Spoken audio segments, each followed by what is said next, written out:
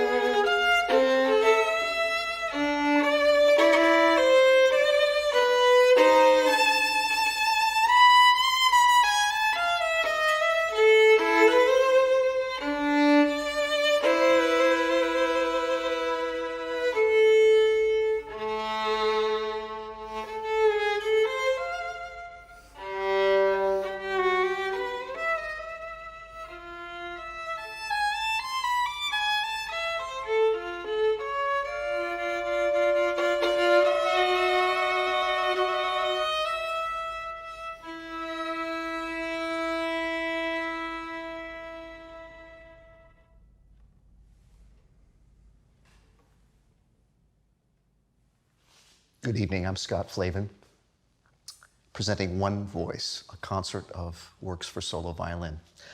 That was the first movement, March Grave, from one of the 6 sonatas and partitas by Johann Sebastian Bach, written in 1720. Some musicians and musicologists feel that Bach wrote this in memory of his wife, who died that very same year. He also wrote 6 other works for solo cello. And perhaps there's some poignancy that he wrote for a solo instrument, one voice crying out in pain. What Bach does is really remarkable in these pieces. You could hear there are many chords. And in the next 2 movements, he takes it even a step further. So I'm playing the last 2 movements of this sonata. And in the first one that I'll play, it's a slow movement. It's basically an aria. It's a song. However, Bach gives me the solo line and he gives me the accompaniment. There's a steady, pulsing 8th notes underneath that sounds like a heartbeat. We lost someone in South Florida in the artistic community very suddenly and way too early, and I'd like to dedicate this to him, Greg Carty. After this beautiful slow movement comes a brilliant allegro filled with fireworks and virtuosity to close out this sonata by Bach.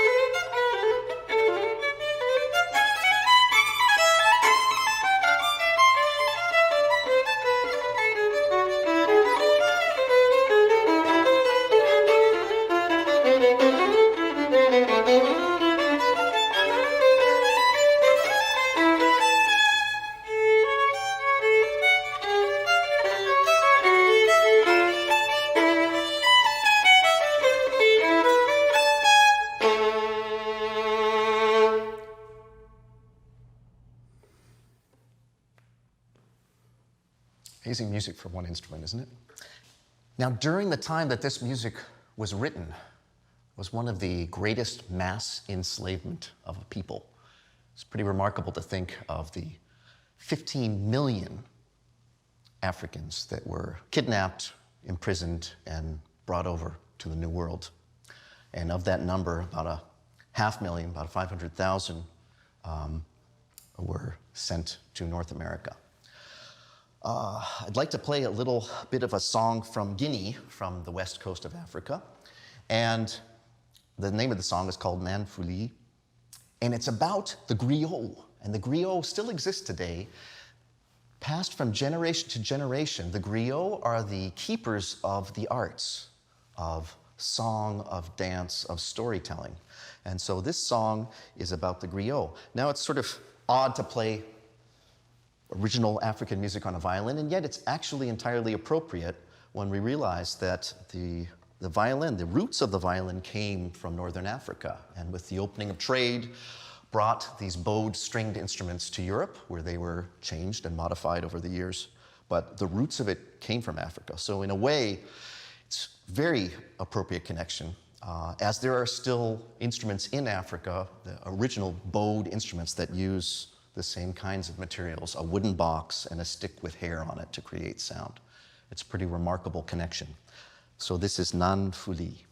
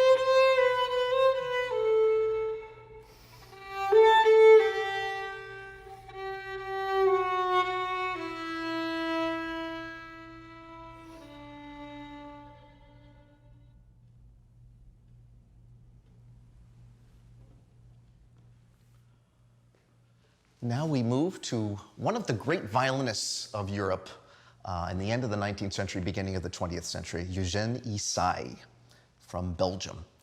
He was considered the first modern violinist in that his technique was another level of virtuosity and perfection, and his sound, he used something called vibrato, much more often than violinists before him did, and really changed the way the violin was played. Now he was inspired by Bach and wrote 6 sonatas for solo violin, sort of modeled on Bach and written for his friends and contemporaries. All sorts of techniques. There's left-hand pizzicato, plucking with the left hand. There's using the bow in different ways. There's harmonics. And also there's an extended harmonic palette. He was looking ahead to music of the 20th century, a lot more chromaticism and different exotic kind of flavors. This is from his 5th sonata, and the movement is entitled Aurore. So it's basically a sunrise painted in music. At the opening, you'll hear very calm music, almost like the pale light of dawn. And gradually, creatures start to wake up, things get more active until the violin plays these rapid arpeggios up and down, and you start to see the brilliant sunrise, and we end in ecstasy, in bright daylight. Aurore by Ysaÿe.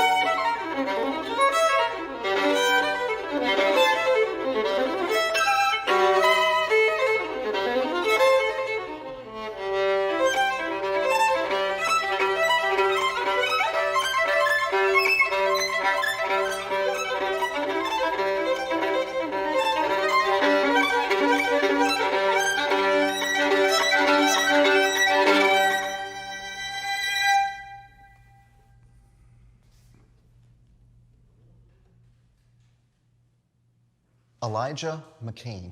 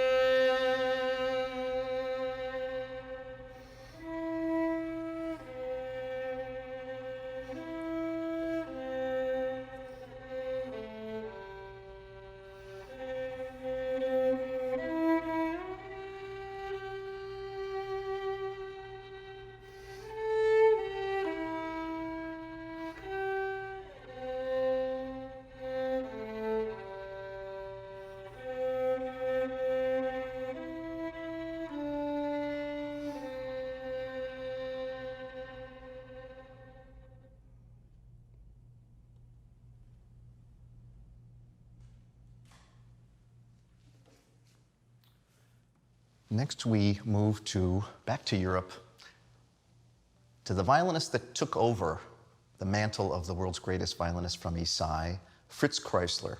Now, he was born in Austria, but then became an American citizen. And he was a close friend of Ysaÿe. And he actually, interestingly enough, was probably the only great famous violinist to actually have served in the front lines of battle in World War I. But later on, he became an American citizen and was very patriotic towards this country. He wrote the following piece, Recitativo and Scherzo Caprice, and dedicated it to Ysaÿe, to his master and his friend.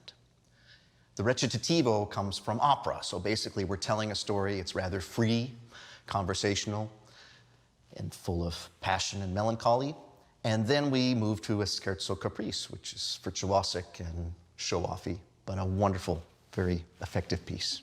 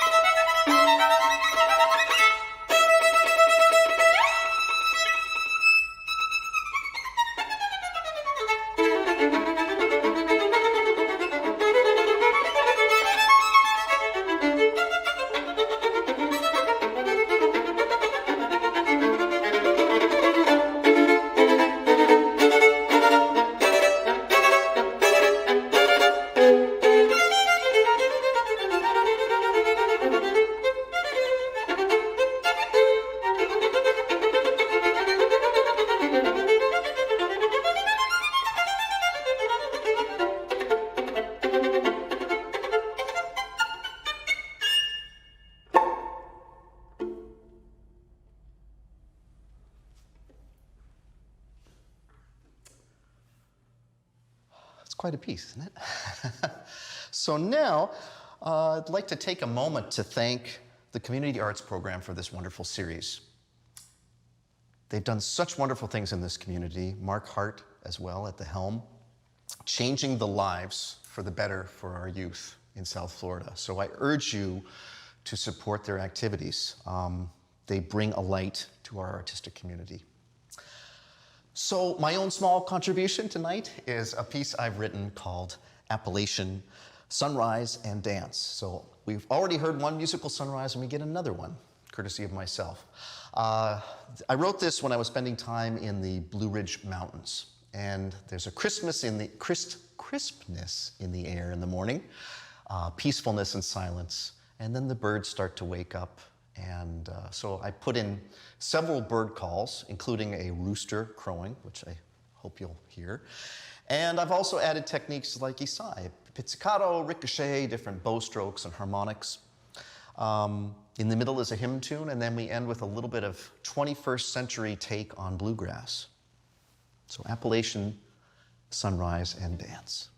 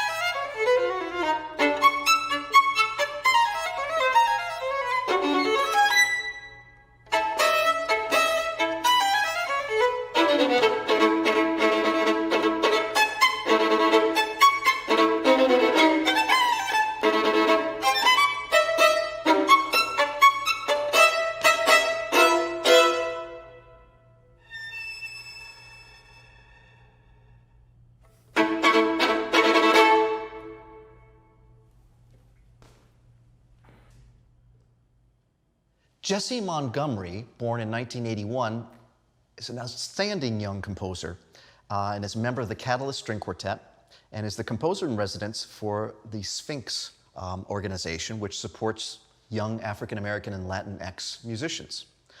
Her works are being played everywhere: New York Philharmonic, Dallas Symphony, San Francisco Symphony. And I heard about this piece from one of my students who brought it to a lesson, and I thought it was just a brilliant, brilliant piece. Rhapsody Number 1 by Jessie Montgomery.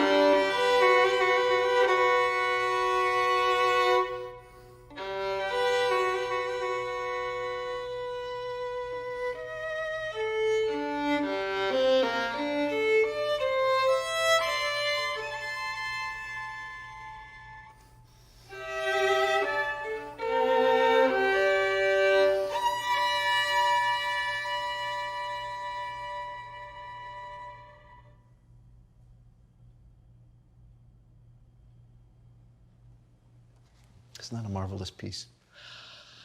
Well, I want to thank you so much for spending some time with me. It means so much as a performer to share music with you all, and I look forward to the day that we can all do it together live and in person. I'd like to close with a little piece I wrote in tribute to the great Argentinian composer and bandoneon player Astor Piazzolla, who celebrates his 100th anniversary next year, born in 1921. This piece is called Astoriana, so it's in tribute to him. It's written basically in a tango style and utilizes several effects that tango players typically use, percussive effects. At one point, the violin sounds a little bit like a drum, and you'll hear some glissandos and things. So Astoriana by me.